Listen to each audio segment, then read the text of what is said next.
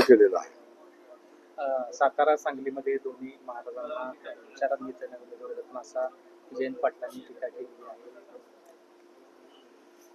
आता जयंत पाटील साहेबांनी काय बोलावं हा त्यांचा विषय आहे. आता मी जर त्यांच्या घरात त्यांना कोण विचारत नाही म्हणजे तर कसं चालेल. त्यामुळे असं होत नाहीये.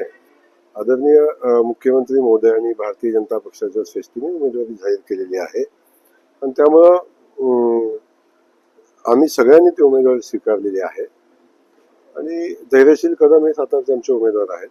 दोन्ही महाराज म्हणजे मी इकडे व्यस्त असताना सुद्धा दोन्ही महाराज फ्रंटफूटवर राहून ती निवडणूक हातामध्ये घेऊन लढतायत.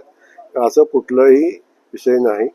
विरोधकांचं काम आहे की समोरच्या पार्टीमध्ये काय वाद लागतो का, काय करता येतं का, असं काहीच जमत नाही. असं बोलून तरी काय हाती लागते का.